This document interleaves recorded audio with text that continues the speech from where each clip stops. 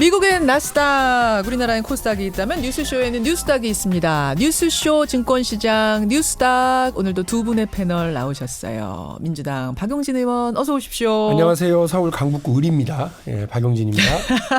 오늘은 또 굉장히 멋진 체크 코트를 입고 오셨네요. 사람이 멋있지는 않고요. 뭐 사람은 기본적으로 감사합니다. 제가 왜 말을 더듬죠, 근데.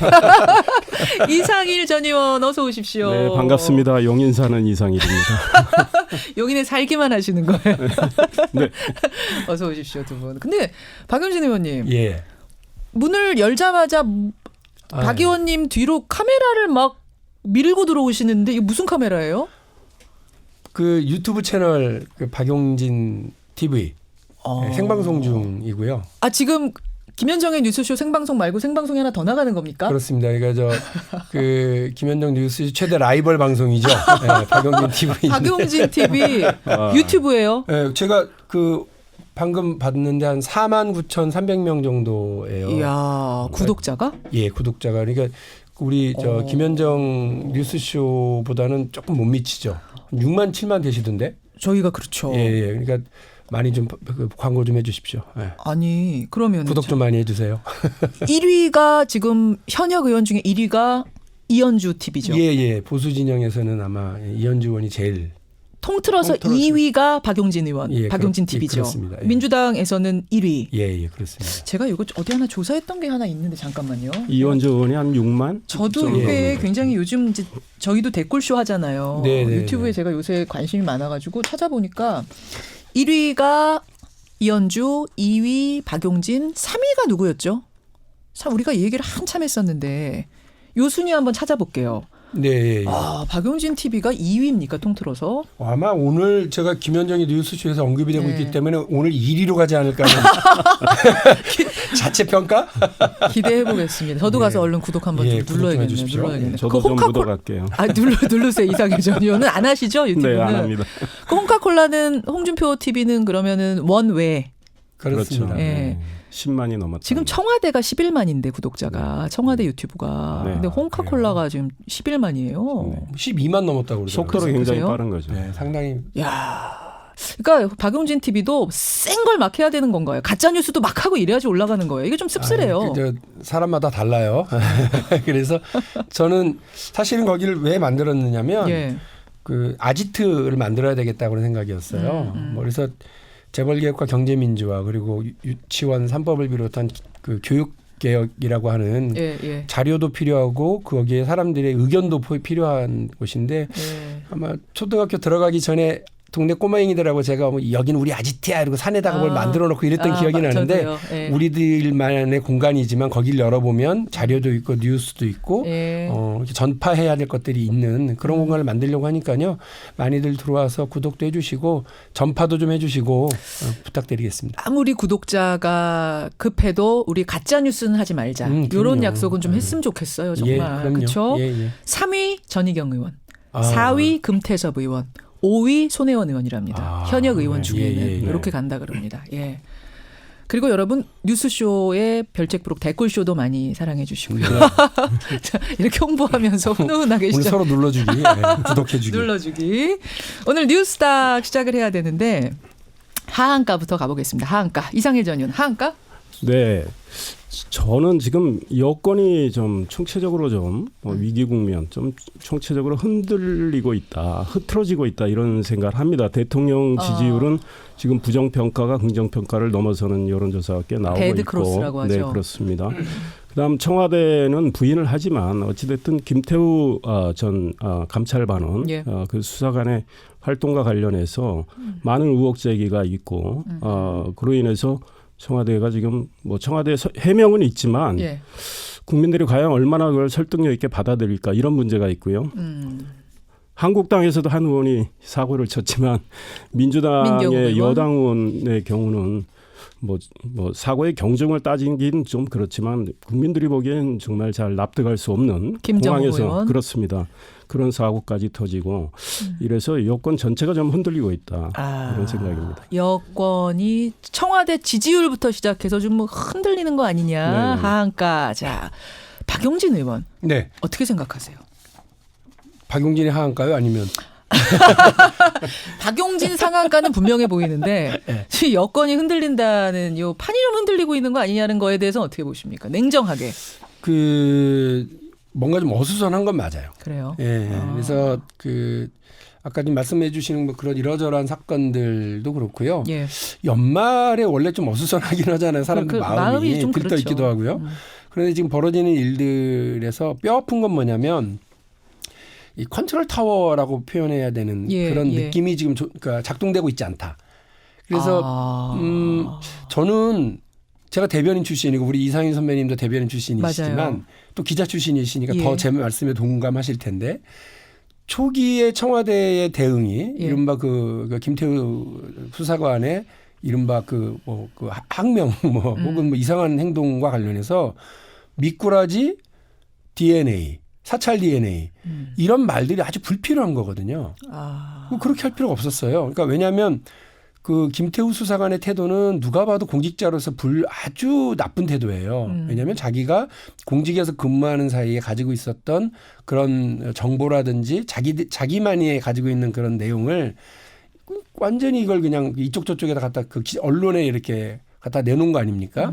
이거는 그분이 정말 좋게 봐서 내부 고발자라고 치자고요. 예. 그러더라도 이른바 뭐 사표를 내고 나서 혹은 자기가 다른 그걸 하면서 해야 되는 거지 저렇게 하는 건 아니에요. 비위로 그것 때문에 문제가 되고 있는 상황에서 그렇습니다. 했다는 그런 게 부적절하다 이 말씀이신 거죠? 그렇습니다. 그러니까 자기의 비위 문제 어느 감찰관원이 건축업자하고 골프를 주중에 치고 또 본인이 나중에 갈 자리를 미리 알아보는 그런 태도를 보입니까? 그러니까 이런 걸 다 감추기 위해서 청와대 전체 그리고 정부 전체에 대해서 이렇게 이른바 팩트 싸움을 벌리는 과정에 전 청와대가 말려 들어갔다라는 느낌도 있어요. 그러니까 김태우 수사관의 행동이 부적절했다 치더라도 청와대의 대응도 적절했는가 하면 의문이 그래서 든다. 막 뼈가 아파요 제가. 그래서 이때 그냥 아주 쿨하게 대응하고 해버렸으면 되는 건데 이걸 너무 막 감정적으로 격하게 대응하면서 일을 좀 여론을 자극했다 오히려. 좀 문제가 있다. 지금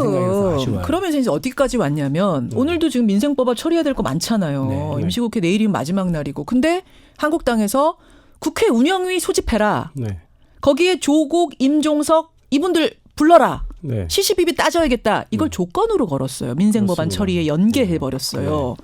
그러니까 지금 민주당이 사실은 좀 대승적으로 생각해야 되는 국면이라고 봅니다. 그러니까 민생법안 처리를 해야 되고 우리 뭐 또 박영진 의원이 내는 중요한 법안도 있고 이런 거를 합의해서 처리하려면 지금 국민들이 최대 관심사가 된 요 청와대의 민정수석실의 특감반의 문제 이와 관련해서 조국 수석, 임종석 비서실장. 근데 통상 운영이 열면 비서실장은 나옵니다. 중요한 건 민정수석인데. 조국 수석.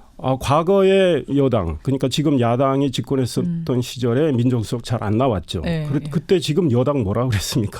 계속 요구했었어요. 그러니까 지금 여당도 다른 태도를 보여야 돼요. 이제 조국 수석이 두들겨 맞으면서 가겠다고 했습니다. SNS에 그렇게 밝혔죠. 당당하게 나온다면 나와서 이야기를 해야 되고 첫 번째 왜 조국 수석이 두들겨 맞는지부터 성찰을 해야 돼요.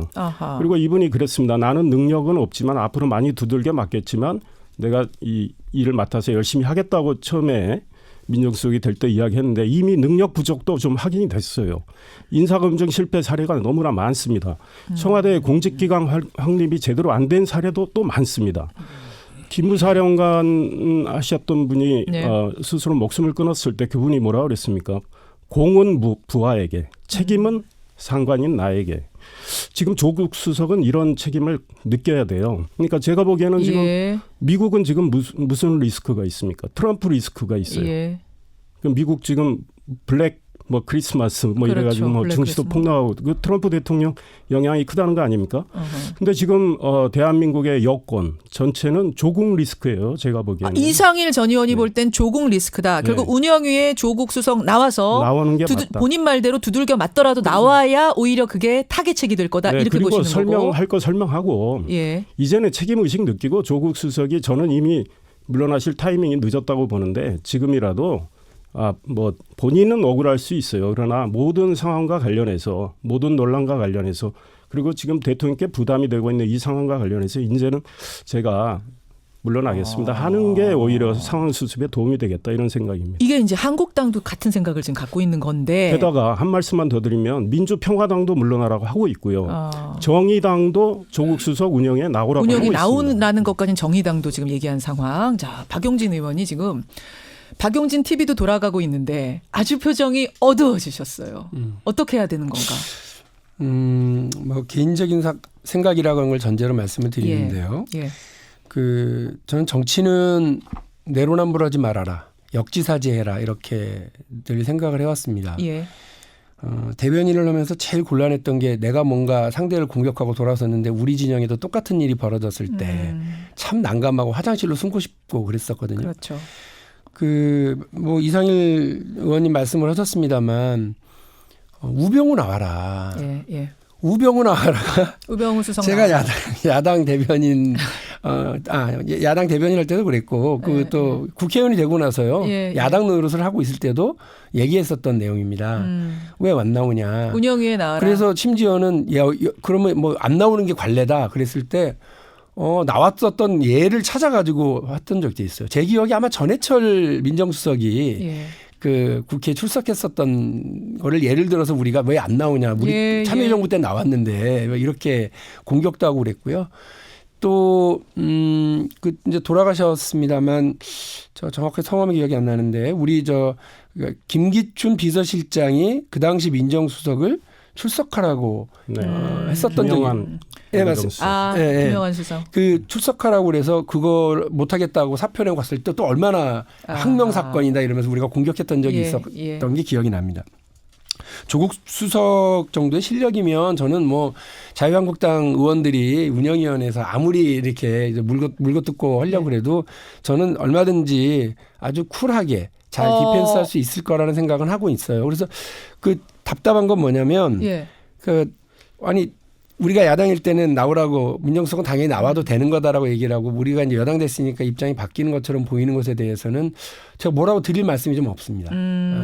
다만 이 사건은 비위가 있는 수사관이 청와대 특감반의 관원이 자기를 방어하기 위해서 온갖 얘기들을 떠들고 다니고 심지어는 청와대에 근무하기 이전에 생성해 놓은 자료까지 다 야당이 넘어가서 야당이 그걸 가지고 매일매일 공세를 펼치고 있는 아주 해괴한 상황이에요.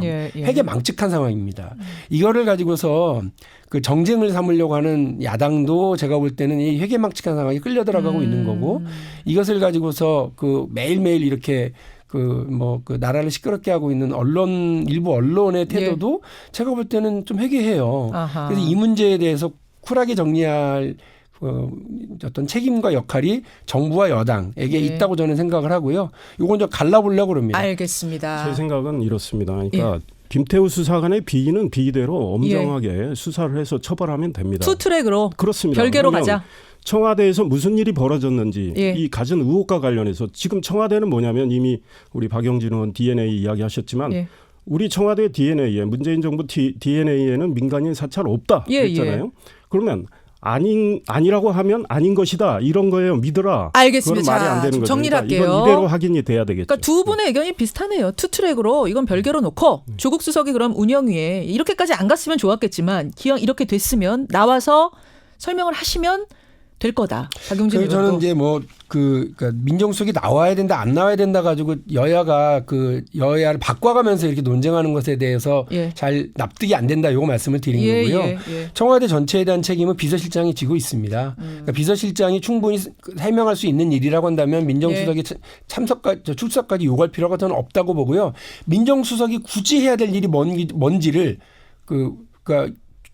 임종석 비서실장이 들을 수 없는 조국 수석이 해야 될 일이 뭔지를 야당이 먼저 얘기를 해보세요. 제가 볼 때는 모든 책임은 비서실장이 지는 거니까요. 그와 관련해서 제가 말씀드린다면 조국 수석이 네 알겠습니다. 특감반 활동 처음 나왔을 때 특감반을 전원 온대복귀 조치 취하면서 앞으로 특감반 운영과 관련해서 개혁 조치를 단행하겠다고 그랬어요. 대통령 지시를 받아서. 그러니까 이와 관련해서는 조국 수석의 전적인 책임이에요. 그러니까 조국 수석이 나와야 설명이 제대로 되는 겁니다. 알겠습니다. 네. 자, 우리 청취자 이석환님 6급 공무원이 나라를 너무 흔들어대고 있는 게 정상이 아닌 것 같다. 지금 이런 문자도 보내주고 계십니다만 이게 정쟁이 아니라 진짜 본질을 밝히는 거라면 그러면은 나와서 얘기하는 것도 좋지만 그게 본질인지 아닌지부터 보자라는 거는 박용진 의원 의견이시고요. 큰 사건인 것만은 분명하네요. 시간이 훌쩍 갔는데 박용진 의원의 하한가를 오늘 꼭 들어야 되거든요. 누구 꼽아오셨습니까? 나경원 자유한국당 원내대표입니다. 이게 그러니까 오늘 그 국회 상황하고 맞물리는 거죠? 그렇습니다. 왜냐하면 저는 사실은 일정하게 기대를 했습니다. 나경원 원내대표는 여성이십니다. 그리고 엄마의 역할도 하고 계시는 분입니다. 그래서 적어도 박용진 3법을 통한 유치원의 정상화, 공공성 강화, 회계 투명성 이 부분에 대해서 공감하시리라고 생각을 했어요. 근데 아주 실망스럽습니다. 왜냐하면 그 이전에 아빠이고 누가 봐도 둔탁한 김성태 원내대표의 경험을 하더라도 공방은 하고 일을 해결하려고 그런 노력을 했습니다. 그래요. 결국은 정기국회 안에 안 됐지만. 처리하겠다고 약속을 못 지키긴 했습니다만. 그런데 아예 논의를 틀어 막아버리는 역할을 하시더라고요. 저는 깜짝 놀랐어요. 그러니까 그 법안 심사 소위 마지막 6번째 무려 6번이나 이 관련해서 법안 심사 소위를 했는데 그렇죠. 마지막 6번째 느닷없이 다 나가버리더라고요. 자유한국당 분들이. 그리고 다시 김연아 의원만 들어와서 뭐라고 그러느냐면 우리 원내 지도부에게 이 상황을 얘기를 했더니 원내 지도부가 교육부가 그 시행령을 발표한 것은 안 된다. 그러니까 논의하지 말고 철수해라. 이렇게 지침을 내렸다는 거예요. 아니 어떻게 법안 심사 소위에서 철수를 하라고 얘기하는 것도 황당했고 두 번째는 교육부가 교육부의 일을 한 거예요. 법이 정한 교육부의 역할을. 그런데 그걸 가지고 핑계 삼아서 발목 잡은 걸 보고 좀 경악을 금치 못했습니다. 김성태 원내대표보다 더한 나경원 원내대표다? 그래서 이거는 침대 축구 수준으로 시간을 끄는 정도가 아니라요. 선수들을 아예 다 라카룸으로 불러들여버리는 이거 그냥 게임 안 하겠다. 판 뒤집었다? 그래서 그 뒤로는 법안 심사 소위 해봐야 소용없겠구나라고 하는 것이 저희들 생각이고요. 패스트트랙으로 가는데 패스트트랙을 오늘 반드시 해야 된다고 생각하는데 결심을 하게 된 근데 이제 원인입니다. 패스트트랙이라는 게 여러분 뭔지 아까 잠깐 설명드렸잖아요. 많이들 원하긴 하지만 다수가 원하지만 당끼리 합의가 안 될 경우에 상임위원장이 직권으로 패스트트랙 330일 동안 합의 안 되면 그냥 본회의로 간다. 그렇습니다. 이게 패스트트랙인데 사실 말이 패스트트랙이지 330일 기다려야 되니까 슬로우트랙 같긴 한데 상대적인 거라서요. 그 지금 자유한국당은 제가 볼 때는 박용진 3법은커녕 자기들이 낸 법안도 통과되길 바라는 게 아닌 것 같아요. 그 유치원법도. 그러니까 그냥 아예 그냥 들어놓고 이거 영구히 발목 잡고 있거나 아니면 폐기시켜버리고 현상 유지를 목표로 하는 것 아니냐 이렇게 보일 정도거든요. 그거보다는 훨씬 패스트한 거고요. 그래도 패스트한 거다 이게. 그리고 330일이면 결론이 나는 겁니다. 어쨌든 간에. 근데 이찬열 위원장이 교육위원장 바른미래당이시죠. 이찬열 위원장이 9시에 정말로 패스트트랙 딱 방망이 두드리는 거예요? 아니면 이것도 마음이 좀 흔들리고 있는 겁니까? 아니 그 방망이 두드리는 건 10시고요. 9시까지 결론 내려라. 마지노선 9시. 마지노선은 정해준 거고요. 9시가 이제 한 30분도 안 남았네요. 지나가고 나면 본인은 10시에 전체 회의가 오늘 열립니다. 거기에서 확언은 안 했습니다만 패스트트랙을 염두에 두고 있는 결단을 하겠다고 했기 때문에 가는 건 맞아요? 그냥 그렇게 간다고 봅니다. 거기도 조금 흔들리고 계신 건가 싶었는데 그건 아닙니다. 제가 교육위원회에서 보면 바른미래당 전체는 분명치 않습니다만 이찬열 위원장, 임재훈 간사 이 두 분의 바른미래당 의원님들은 확실해요? 아주 확고합니다. 결국은 패스트트랙으로 가는 거군요. 합의는 어려운 상황인 거고. 아쉽지만 이렇게라도 한 발을 내딛는 것이 더 중요하다고 봅니다. 오늘 굉장히 중요한 날인데 박용진 의원 이거 끝나고 바로 가시는 거죠 국회. 그래서 오늘 댓글쇼 사실 두 분 다 초대하려고 했는데 댓글쇼 오늘은 어렵겠고. 언제든지 와서 제가 그 꿀이 무슨 꿀인지 모르겠습니다. 먹든 바르든 해보고 싶어요. 그러니까 다른 분들 하시는 거 봤거든요. 되게 재밌을 것 같고. 되게 재밌어요. 이상현 선배님이 그런 거 아주 능수능란하시고. 모시겠습니다. 그건 이제 약속 미리 해놓고. 아무튼 굉장히 중요한 날 오늘 뉴스쇼 하고 가시는 건데 상한가는 어떤 걸 골라오셨는지 이유하고 뭔지 딱딱 설명하고 끝내죠. 이상일 전 의원. 저는 노조라고 했습니다. 노조가 약간 상한가. 부정적인 입장에서 지금 우리가 경제가 어렵고 민생이 어려운데 노조는 상당히 지금 뭐 여러 가지 특권을 누리면서 노조원 숫자도 계속 불어나고 있어요. 민노총은 이번 정부 올해만 한 10% 늘어났고 한노총 4% 늘어났습니다. 왜? 아마 노조원 개인의 입장에서는 그 울타리 안에 들어가면 많은 혜택을 보게 되니까. 그런데 그 노조의 여러 가지 지금 불법 행위나 소위 뭐 이런 시위나 심지어는 폭행 사건도 있었고 말이죠. 또 무리한 요구로 인해서 상대적으로 박탈감을 느끼는 사람도 많고요. 우리 경제나 민생이 주름살을 지고 있습니다. 그러나 노조는 지금 현 정부가 친노동 정책을 쓰기 때문에 노조는 계속 주가가 올라가고 있다 이런 생각입니다. 그런데 그게 우리 경제를 멍들게 하는 측면이 많을 거다 저는 이런 생각합니다. 딱 발표만 하고 넘어가려고 했는데 박용진 의원이 한 말씀을 안 하실 수가 없을 것 같은데. 그럼요. 그 노동조합도 이익단체입니다. 그러니까 자신들의 이익을 위해서 노동자들의 이익을 위해서 뭉치고 또 그런 목소리를 내는 것에 대해서 부정적으로 보실 일이 절대 아니라고 보고요. 대한민국의 노동조합은 더 많아져야 됩니다. 지금 대한민국의 노조 결성률이라고 하는 게 10%도 안 됩니다. 그럼 나머지 90%의 노동자들은 누구도 보호해 주지 못하고 있는 상황인데 정치권에서 보호하나요? 제대로 못하고 있죠. 그리고 정부가 뭘 좀 해보려고 그러면 야당이 가만두나요? 물고 뜯죠. 저는 약자들의 연대에는 언제든지 그 배려받아야 되고 박수받아야 된다고 생각을 하고 있는 사람이고요. 알겠습니다. 여기까지. 제가 반박한 말씀. 여기서 지금 반박하면. 노조는 귀족노조라는 소리를 듣고 있습니다. 약자가 더 이상 아니고 심지어 청와대 비서실장 임종석 실장도 더 이상 약자가 아니라고 그랬어요. 그리고 지금 노조든 뭐든 영국에서 제일 중요한 거는 카먼센스 상식이고요. 프랑스에서 중요한 거는 봉상스 양식이라고 그럽니다. 지금 상식과 양식에 걸맞는 행동을 하지 않기 때문에 비판을 받고 있는 겁니다. 지금 박용진 의원이 국회를 가셔야 되는 상황이기 때문에 제가 일단 여기까지 오늘은 들으세요. 그리고 다음번 뉴스닥에서 이어가 보겠습니다. 이 얘기는. 가만두지 않겠습니다. 자, 상한가 발표해 주시죠. 이찬열 교육위원장에게 상한가를 드리고요. 왜냐하면 지금 뭐 거의 꽉 틀어막혀서 침대 축구에 막혀 있는 상황인데요. 오늘 만일에 그 결단이라고 하는 것이 패스트트랙이고 이 상황을 일부 전진시키기 위한 결행이라고 하신다면 미리 드립니다. 상한가입니다. 그리고 위원장으로서의 역할, 그다음에 그 국회의원으로서의 역할, 손자가 유치원을 다니고 있는 할아버지로서의 역할을 정말 잘하시는 거라고 생각을 하고요. 미리 상한가 드리면서 이찬열 위원장님 듣고 계시죠? 오늘 결단하셔야 됩니다. 여기까지 오늘의 뉴스다. 두 분 고맙습니다. 네, 감사합니다. 박용진 의원, 이상일 전 의원이었습니다.